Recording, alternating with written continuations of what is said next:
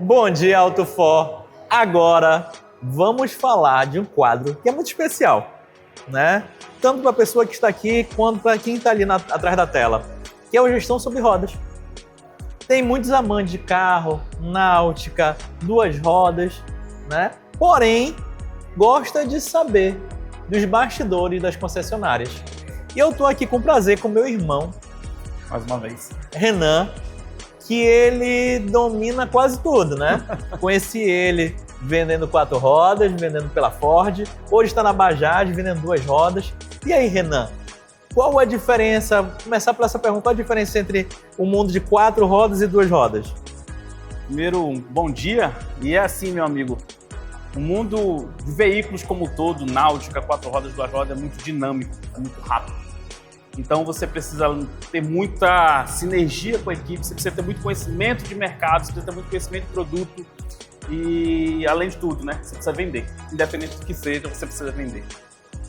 Mas qual a diferença, se você pontuar, a diferença do setor de 4 rodas para o de 2 rodas? Vamos lá. O 2 rodas, Edson, ele é muito mais rápido.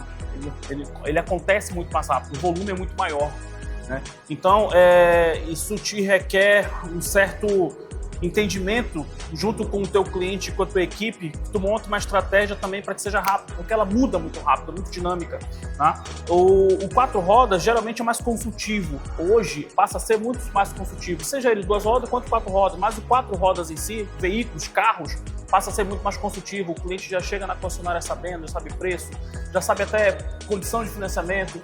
Então, assim, ele passa a ser um pouquinho mais consultivo. Óbvio que todos os dois clientes, seja ele de veículos quanto de motos, a intenção nossa como concessionária aqui que você está falando no bastidor é sempre a gente realizar uma boa venda para o cliente. Deixa eu fazer mais uma pergunta, né? Desde quando tá nesse mundo de automotivo? Então, aí eu já tenho uma pequena experiência, né? Pouca experiência, sou um eterno aprendiz. Já passei aí por Jeep, Ram, Chevrolet, Caoa Chery, Ford, né? Então, e agora eu estou aqui na Bajaj, que para mim é fantástico esse universo de 2 rodas. E eu vou dizer para você, eu já estou no ramo comercial há um pouquinho mais de 15 anos. E desse 15 anos eu tenho aí meia vida já no ramo automotivo. Então eu já estou aí há 8 anos no ramo automotivo e é só o início. Deixa eu fazer uma pergunta, né? Se fosse dar um conselho para quem está aí atrás da telinha, né? Que ama o carro e pensa em ser vendedor, pensa em ser gestor, qual conselho você daria? Eu falo uma coisa que eu falo todo dia para minha equipe e eu falo para mim mesmo. Esse nosso universo, para quem está fora, é sempre muito desejado.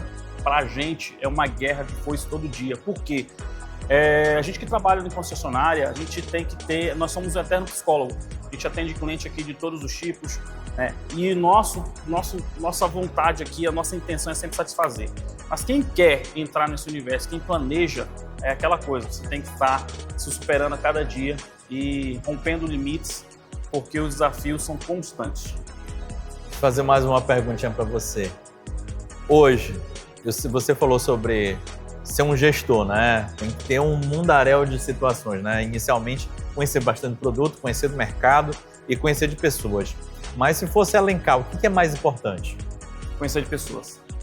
Como assim? Explica um pouquinho. Vamos lá. Eu conhecendo o perfil da pessoa e o cliente, Edson, eu não vendo apenas o meu produto para ele, tá?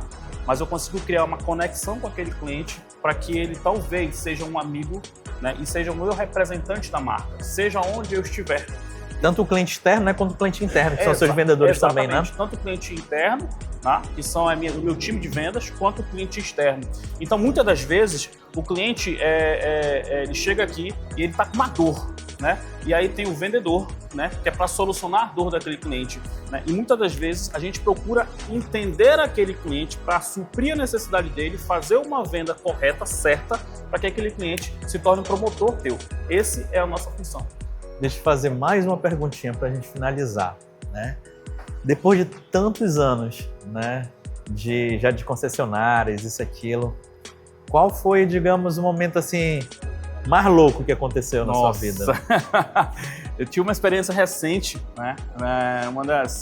Uma de 4 rodas aqui em Manaus, que você citou agora há pouco, a marca Ford, que foi assim, uma reconstrução tanto da marca em si, como da concessionária, e foi uma experiência muito louca. A gente saiu de um pequeno resultado de vendas, né, para um resultado até que expressivo, a gente começa a dizer assim, que passa a ser expressivo, e toda mudança ela gera desconforto, né? Mas quando essa mudança vem para o bem, né, a gente tem o prazer de mudar.